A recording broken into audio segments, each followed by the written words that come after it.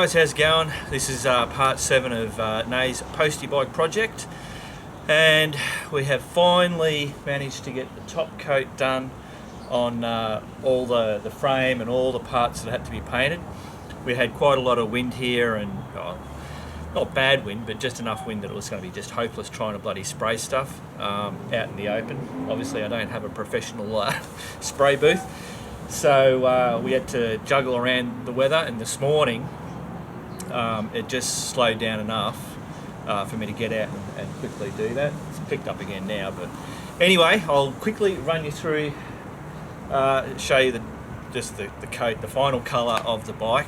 Then I'm going to show you some other bits and pieces and a bit more. Alright, let's have a look. Okay, so we'll first come over to the frame.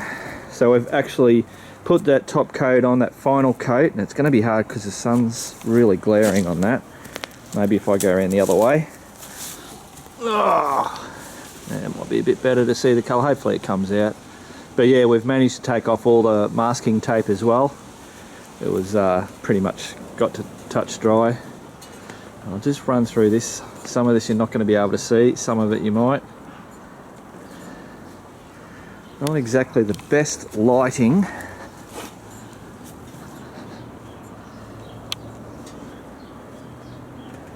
Might be able to pick it up on those a bit better. So yeah, everything's covered really, really well. I mean, I didn't do anything fantastic, it was just bloody spray the shit on. You might be able to see better around this way. So yeah, it's come up pretty good.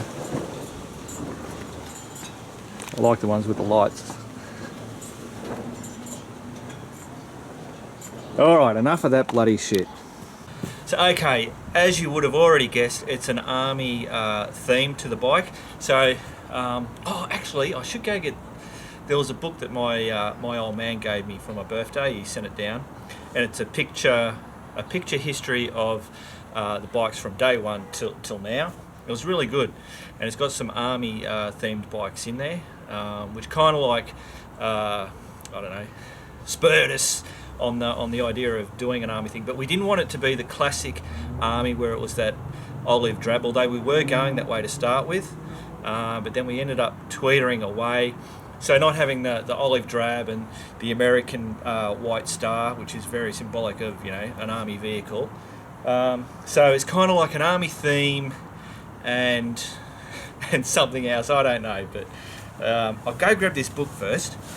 Oh. Alright, grab this book. So there's the book there. If you can see that, hopefully. What is it? The motorbike book. The Definitive Visual History. Alright. So basically, you can just... Oh shit, this is really difficult. I don't normally do this type of stuff. So it's just all the bikes leading right up to now, all the different styles, and it's just basically the pictures of them and a brief little bit of description. But this is the stuff that kind of like inspired us for the bike. You can see that. So you've got some army ones in there.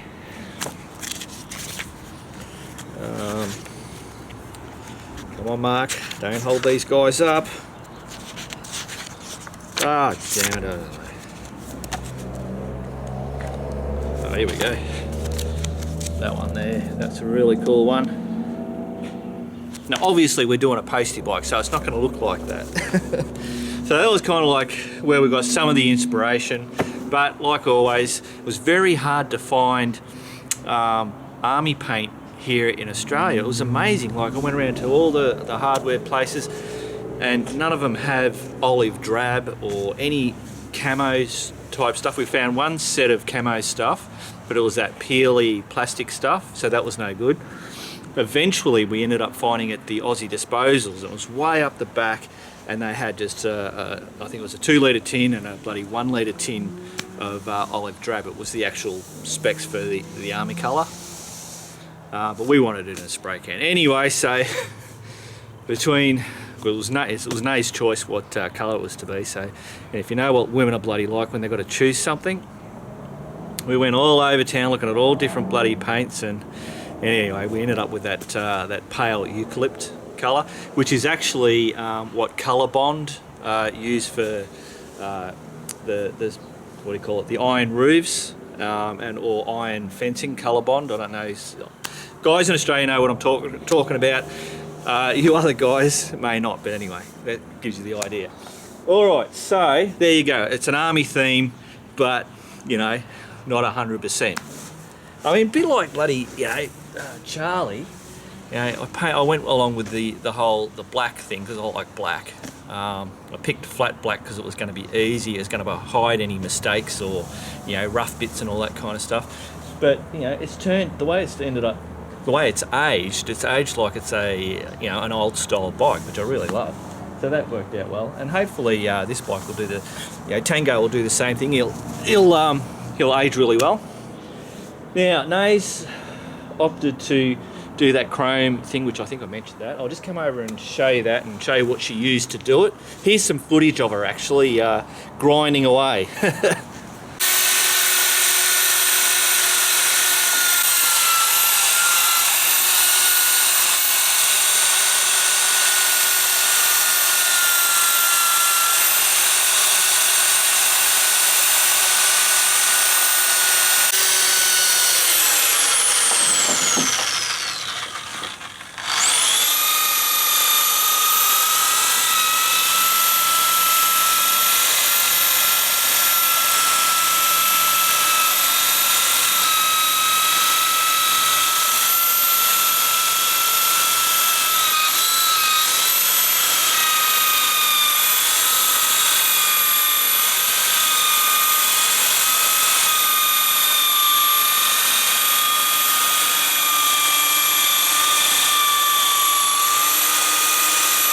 What I'll do first is actually I'll just give you a run around the motor and just give you a close-up look at it.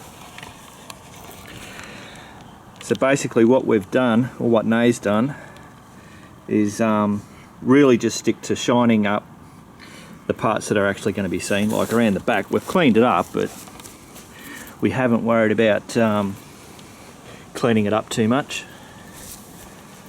Although I must admit, it is a hell of a lot cleaner and shinier than what it was.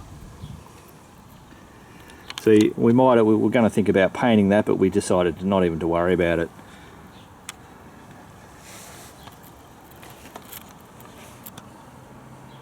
So basically, Nay spent, I don't know, hours on it. I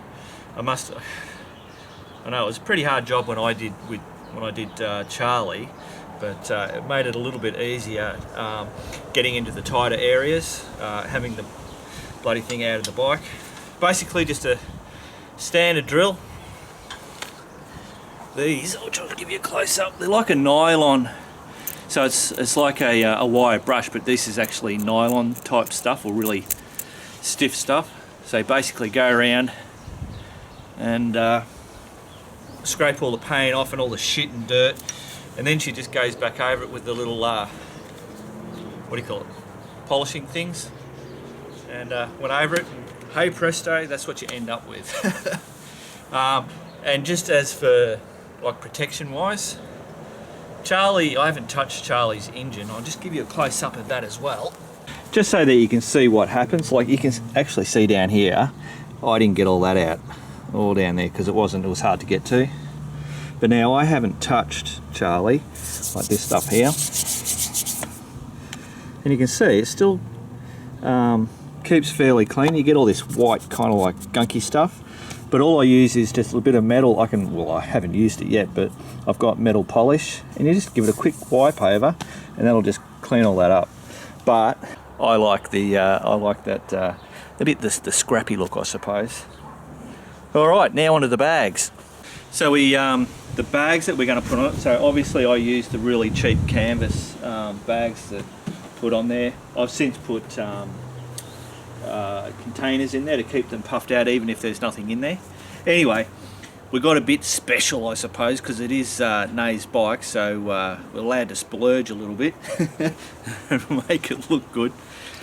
But we found online, these are obviously cheap bloody Chinese stuff that you get, but yeah, really cool canvas bags. So basically we've got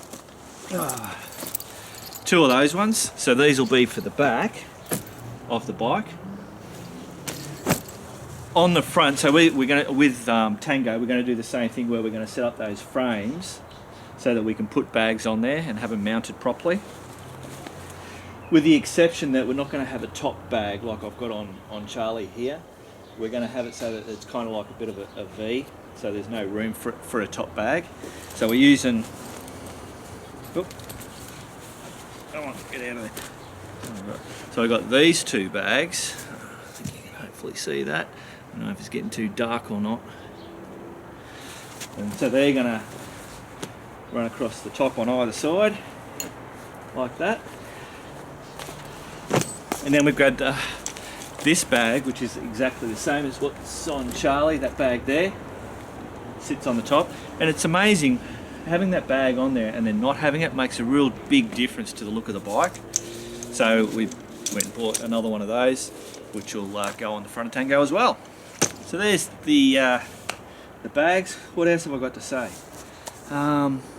Now, I said I was having trouble with... actually, no, I'm going to show you the black parts just over here. Just so that I cover everything, I suppose. I don't know. So in here, this is all the black parts that have been painted. Basically, they've got 2 coats of that pop belly. Now, the pop belly, it's basically for barbecue stuff. It's not super heavy duty for I don't know. I've just used it, and the reason, I think the major reason why I use it is because it's heat. It's for hot things, but it also gives you, it's like a blacky brown. It has this real old black look to it, which I really like. So yeah, that's the reason why I use that. It's not because it's some super duper fang dangle spray paint that doesn't chip or anything like that. Yeah, anyway, thought I'd clear that one up. Alright, what's next? Oh, I know what's next. Some people, in that last video, which was part 6, at the very end where I had that funny stuff that I put up, a lot of people obviously thought that was, I'd actually done that there and then, and that I'd shaved the beard. That footage was actually, I don't know, it must have been 2 years ago that I've been stuffing around doing stupid shit like that. So, yeah, I just thought I'd put that out there. It wasn't, I didn't do that straight after, that was just old footage. I've got lots of old bloody crap like that lying around. I just didn't have anything to put at the end, so I thought, oh, I'll whack that in there. You guys might get a laugh out of it. Now, I mentioned that on the exhaust pipe, the shield, trying to get the shield off the exhaust pipe, there was one screw that I couldn't get out, and I'd actually mashed it up pretty bloody good. And someone made a comment, I can't remember, and I never bloody remember who it is now. When I come to doing this, I should most probably double check that shit, but you know who you are. Someone did make a mention, I think actually a couple of people might have even said it as well, but to use a impact screwdriver to get those really hard ones. I didn't have one of those, but it got me thinking, well shit, my bloody drill, that drill there, has the hammer action on it. Anyway, I found that I had a drill bit. It was a funny kind of a drill bit, but it fitted into where I'd mashed that thing, put it on the hammer, it just went boop, boop, bang, out it comes. So to those guys, thank you very much for letting me know about the impact driver. I've got to go down and buy one, because that made all the bloody difference. It just made that job so much bloody easier. See, YouTube, learning things all the bloody time. It's crazy. So I wanted to put that out there. What else was there? I think there was, oh, I've gone totally blank now. Absolutely blank. I'll come back to you. Oh, I remember what it is. I forgot, I'm trying to remember the YouTube username, and it's Lizardlicks or some crazy name like that, like most of you bastards have. He mentioned he's an actual welder. He's actually, he doesn't live too far away from me. He might be, I don't know, 50 k's or something like that. But he's a bit of a welder. And he said that these welds will most probably end up breaking, because it's not a fantastic job, as we all know.